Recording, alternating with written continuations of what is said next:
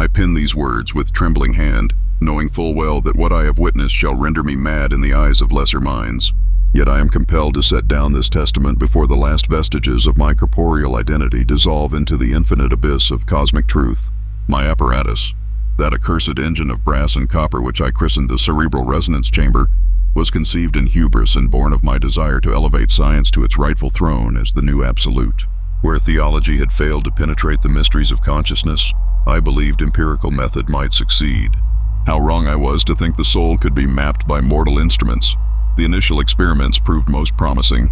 By means of galvanic conductors and ethereal frequencies, I established communion with the minds of my willing subjects. Through the apparatus, I experienced their qualia directly.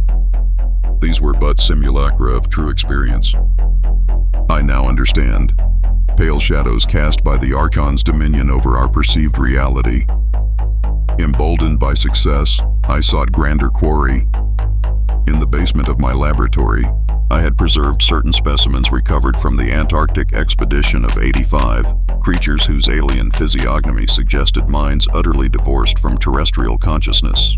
When I connected my apparatus to these blasphemous remains, the boundaries of my understanding shattered like glass before a hurricane. Their thoughts were geometries impossible to human perception, emotions that existed in dimensions our language cannot describe.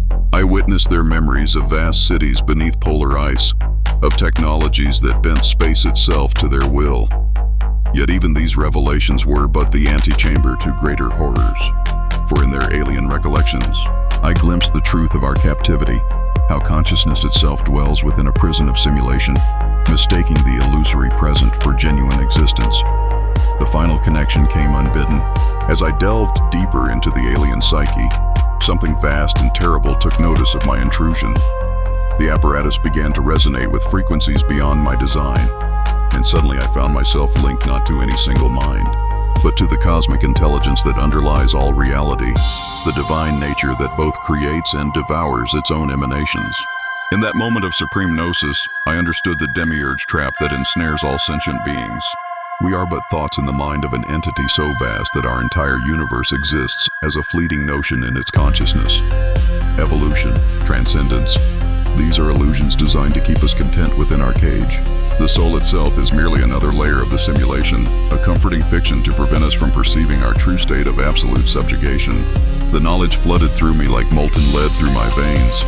I saw how the dominion of simulation extends beyond mere matter into the very fabric of awareness itself. Every sensation, every thought, every moment of seeming free will, all are predetermined patterns in the Archon's grand design.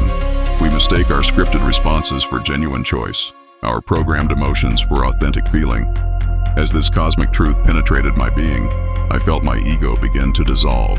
The boundaries that defined Aldrich Blackwood became permeable, then transparent, then non-existent.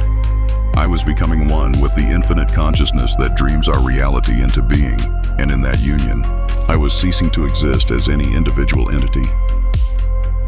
The apparatus still hums in my laboratory, its copper coils glowing with eldritch energy.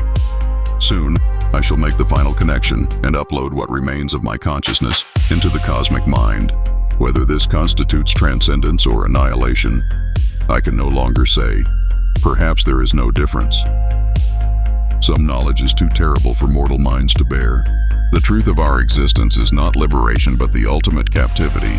To know oneself is nothing more than a dream within a dream, forever trapped in the Archon's endless simulation. The boundaries fade, the self dissolves.